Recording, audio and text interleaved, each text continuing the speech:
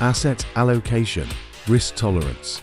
An investment goal's first big question every investor faces isn't how to invest, but where to put their money right now.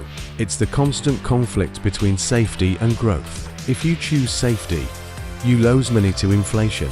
If you choose aggressive growth, you risk losing your capital. This is the core conflict of asset allocation. Today, we break down the blueprint for solving this. The time horizontist will show you how to accurately assess your risk tolerance, define your money's purpose, and build a portfolio that guarantees capital preservation for short-term goals and maximizes returns for the long haul. Let's define our two forces. Safety assets prioritize capital preservation. This means stability and liquidity, with very little chance of the asset losing its principal value. Think high-yield savings accounts, CDs, or government bonds. The trade-off is low returns, often less than the rate of inflation. They are essential for money you need in the next 1 to 3 years. On the other side is growth assets. These are assets designed to appreciate in value faster than inflation, offering high returns, but with high volatility and risk. This includes equities, stocks, real estate, and venture capital. The trade-off is clear.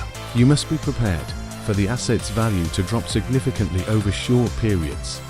The key to solving the safety versus growth conflict is the time horizon test. Money needed in short-term 1 to 5 years must prioritize safety and liquidity. This includes emergency funds, down payments, or money you need for next year's tuition. You cannot risk a 30% market dip on this money.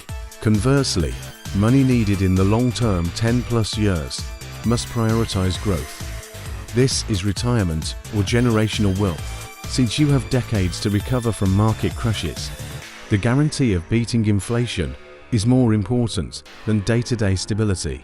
The market always recovers over long timelines, but inflation never stops. Your investment strategy shall be determined not by your age, but by the purpose of the money.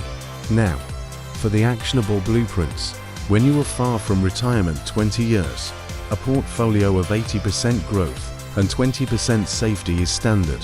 This maximizes compounding.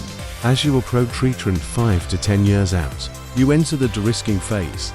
You slowly shift capital into safety assets to lock in your gains, moving toward a 50-50 or even 60% safety allocation.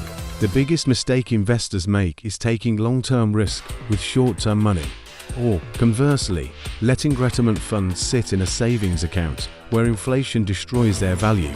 Your blueprints ought be a sliding scale that moves automatically as you get closer to your financial goals. Ultimately, the best allocation is the one that allows you to sleep at night.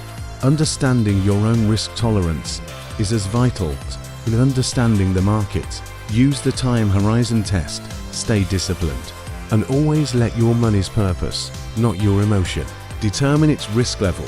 What should we break down next? Inflation-proofing your portfolio or building your foundational budget and debt plan? Let us know in the comments. Subscribe for more financial blueprints.